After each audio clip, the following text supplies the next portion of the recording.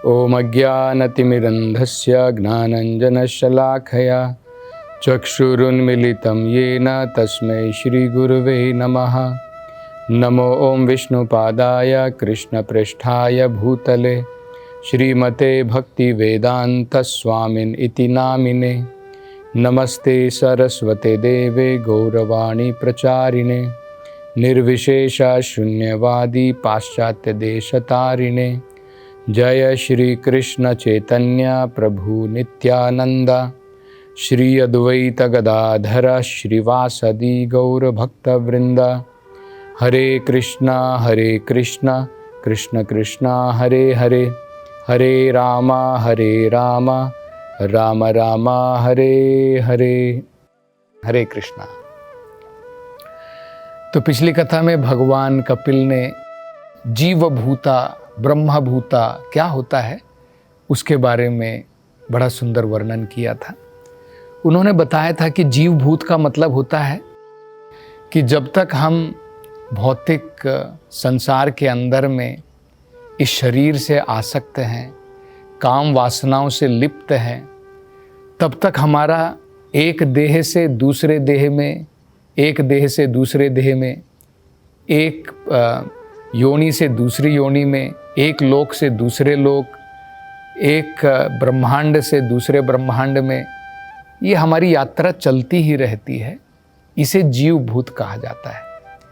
और हम उदाहरण के द्वारा देख भी सकते हैं कि हम अलग अलग एक ही जगह पर जन्म लेने के बाद भी, एक ही वातावरण में जन्म लेने के बाद भी, मान लीजिए किसी गांव के अंदर में दो बच्चों का जन्म हुआ है एक ही साथ, हम अंतर उसमें देख सकते हैं।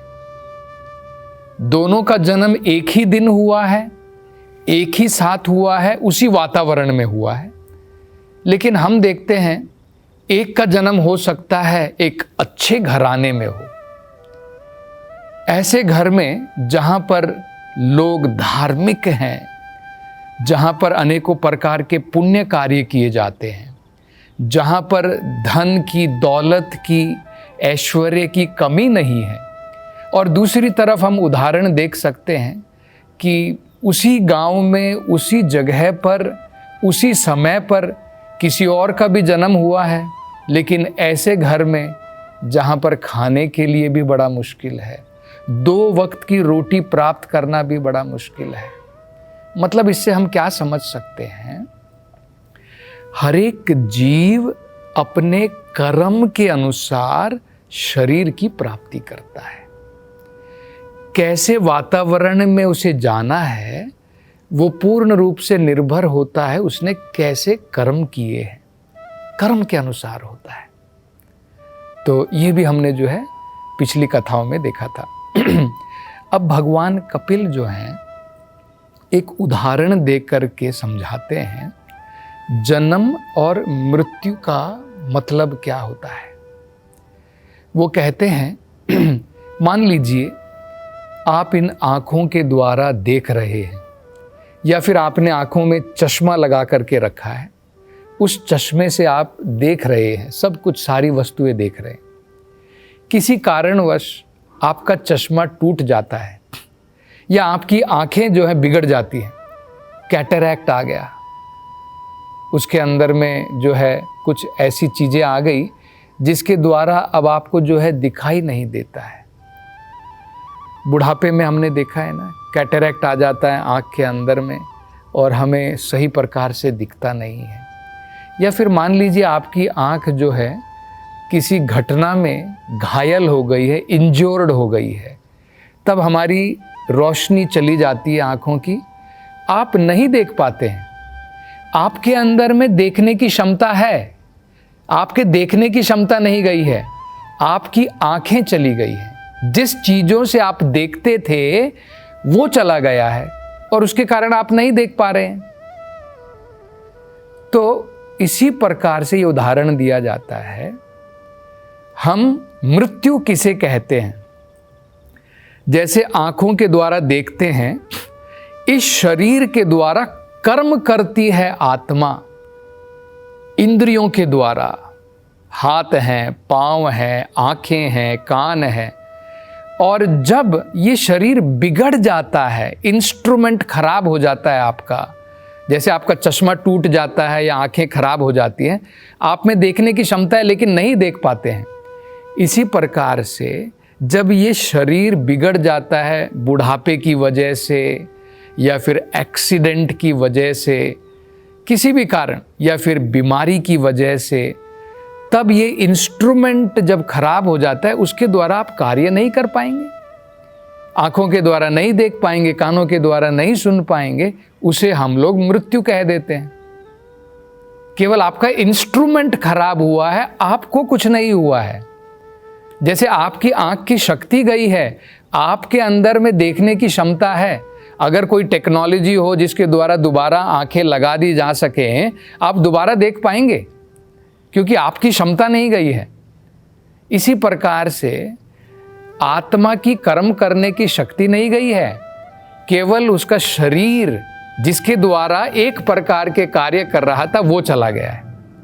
और जन्म किसे कहते हैं? जन्म का मतलब होता है जब हमें दोबारा इन औजारों की, इंस्ट्रूमेंट की प्राप्ति हो जाती है, दोबारा इंद्रियों की प्राप्ति अलग अलग प्रकार की हो सकती है। कुत्ते को कुत्ते की इंद्रियां प्राप्त हो सकती है, मनुष्य जीवन में अलग प्रकार की इंद्रियां हैं, और उसके द्वारा जब हम कार्य करते हैं, कर्म करते हैं, उसे हम जन्म कह देते हैं। तो भगवान जो है बताते हैं। अन्यथा आत्मा के बारे में तो बताया है, ना हन्यते हन्यमाने शरीरे, जब इस शरीर को जला करके राख कर दिया जाता है, ना हन्यते, आत्मा नहीं मरती है।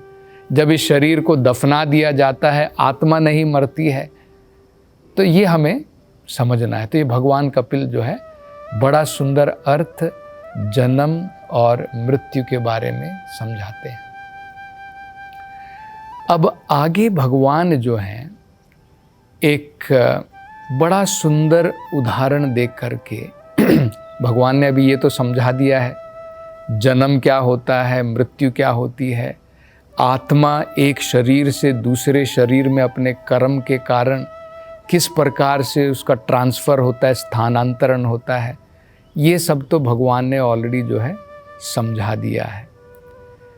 अब भगवान जो हैं ये बताते हैं कि व्यक्ति को इसके कारण मृत्यु से भय नहीं होना चाहिए, उसे मृत्यु से कोई भय नहीं होना चाहिए, क्योंकि उसे समझ में आना चाहिए कि भाई ये मृत्यु क्या है। ये केवल जो मेरे औजार थे, जो मेरे इंस्ट्रूमेंट थे, वो डिसमेंटल हो जाते हैं, वो डिस्टर्ब हो जाते हैं और मैं नहीं देख पाता हूँ, केवल इतना ही है। तो उसका मतलब क्या है, हमें ये समझना है कि यही जीवन सब कुछ नहीं है, यही एंड नहीं है। तो ये बड़ा इम्पॉर्टेंट पाठ भगवान समझाते हैं। मृत्यु को हमें डर करके नहीं देखना है, घबरा करके भाई एक दिन मरना है मुझे, एक दिन जाना है संसार छोड़ करके, हम घबरा जाते हैं, डर जाते हैं। ये इस प्रकार का दृष्टिकोण ज्ञान के द्वारा मात्र हम निकाल सकते हैं। देखिए, जब अर्जुन अज्ञान में थे, अर्जुन रो रहे हैं, आंखों से अश्रुओं की धारा बह रही है और हाथ पांव कांप रहे हैं अर्जुन के, भगवान युद्ध नहीं करूंगा। अटैचमेंट के कारण, भौतिक संसार से, जीवन से आसक्ति के कारण भगवान ने भगवद गीता का पूरा ज्ञान प्रदान किया। उसके बाद में अर्जुन जो है उनकी आंखें खुल गई, उसको समझ में आ गया शरीर तो कुछ नहीं है, आत्मा जो है उसका तो कोई जन्म नहीं, उसकी तो कोई मृत्यु नहीं है, मुझे अपना कर्तव्य तो जरूर करना चाहिए। तो ये भगवान कपिल एक पाठ दे रहे हैं, हमें मृत्यु को डर करके नहीं देखना चाहिए, मृत्यु से घबराना नहीं चाहिए। हमें पता होना चाहिए भाई क्या है, जैसे मैंने जन्म लिया है इसी एक दिन मुझे मरना है, और अगर मैंने जिस प्रकार के कर्म किए हैं उसके अनुसार दोबारा जन्म लेना पड़ेगा, और अगर मैंने अकर्म किए हैं, भगवान की भक्ति की है, तो इस चक्कर से छुटकारा भी मिल सकता है। ये हमें जो है समझना चाहिए। तो ये पहला पॉइंट भगवान कहते हैं। दूसरा पॉइंट भगवान कहते हैं, तो मृत्यु के बारे में बता दिया, जन्म के बारे में अब वो बताते हैं उसको कैसे देखना चाहिए। मृत्यु से घबराना नहीं और जन्म से, क्योंकि जन्म का मतलब उन्होंने समझाया कि भाई ये तो कुछ नहीं है, एक नए इंस्ट्रूमेंट मिल गए, अब हमारी एक्टिविटी प्रारंभ हो गई। तो इस शरीर से आसक्त मत हो जाओ कि यही शरीर सब कुछ है, यही मैं हूँ। ये मैं नहीं हूँ, ये मेरे इंस्ट्रूमेंट हैं। आप कार के अंदर में ड्राइवर हैं, आप कार नहीं हैं। ये हमें समझना है। कार को जब चोट लगती है, आपको दुख क्यों होता है? आपको लगता है कि मुझे चोट लगी है, लेकिन आपको तो चोट नहीं लगी है, क्योंकि आसक्ति इतनी है, अटैचमेंट इतनी है। तो दूसरा भगवान ये बताते हैं, मृत्यु से घबराना नहीं और जन्म लेने के पश्चात देह के साथ में हमें ये नहीं सोच लेना है देहात्मा बुद्धि, देह ही आत्मा है, ये शरीर ही आत्मा है, ऐसा हमें नहीं समझना है। ये दो भगवान जो है बड़े सुंदर पाठ बताते हैं। और भगवान क्या कहते हैं? आगे भगवान कहते हैं, ये दोनों समझने के उपरांत दृढ़ता के साथ में, उसे कहते धीरा। धीरा का मतलब होता है भौतिक संसार में सुख भी आएंगे, दुख भी आएंगे, किसी की मृत्यु होगी, किसी का जन्म होगा, कहीं पर खुशियां लोग मना रहे हैं, ये सब आते रहेंगे। इसको हमें समान प्रकार से जो है सहन करना है। ऐसा नहीं जब खुशी आई तो हमारे पांव धरती के ऊपर नहीं पड़ रहे हैं और हम लोग हवा में घूम रहे हैं, और जब मृत्यु आई तो हम जमीन के अंदर में गड़ गए, डिस्ट्रेस्ड हो गए। भगवान कहते धीर पुरुष की भांति हमें रहना है। शास्त्र चक्षुओं के द्वारा हमें संसार का दृष्टिकोण देखना है। संसार को कैसे देखना है? इन अज्ञानता की आंखों से नहीं, हमें कैसे देखना है? जैसे शास्त्र चक्षु कहते हैं, जैसे शास्त्रों में बताया गया है। तो जब हम इस प्रकार से सहनशील होकर के धीरता के साथ में कार्य करते हैं और अपने जो भी शरीर से निरासक्त होकर के अत्याधिक बहुत सारे हमें जो है जीवन में लाभ की ज़रूरत है, ज़रूरत से ज़्यादा अगर हम लोग शरीर की ज़रूरतों को पूरा करने का प्रयत्न करेंगे, हमारा समय, हमारी शक्ति बर्बाद होती है। तो भगवान क्या समझाते हैं? मृत्यु से घबराना नहीं, अपने शरीर से बहुत ज़्यादा आसक्त मत हो जाओ, ये सोच करके यही शरीर मैं हूँ, और शरीर की ज़रूरतों को ज़रूरत से ज़्यादा पूरी मत करो और धीरता के साथ में जीवन बिताओ और अपने कर्म करते रहो।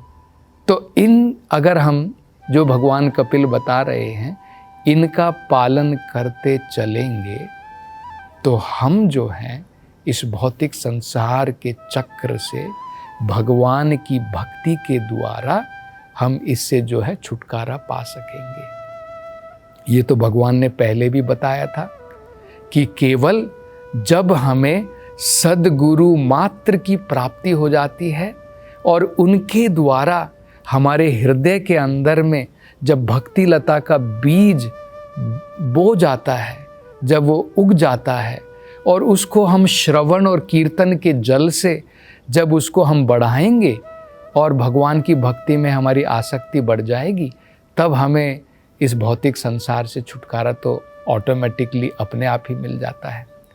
तो ये भगवान कपिल जो है बताते हैं।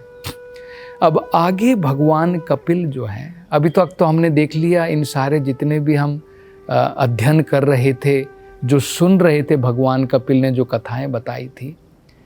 अब भगवान जो है, इससे पहले भगवान ने बताई थी व्यक्ति पाप कर्म धोखाधड़ी करके बेईमानी करके कैसे सजाओं को भुगतता है, कैसे उसका जन्म मृत्यु का चक्र चलता ही रहता है, चलता ही रहता है।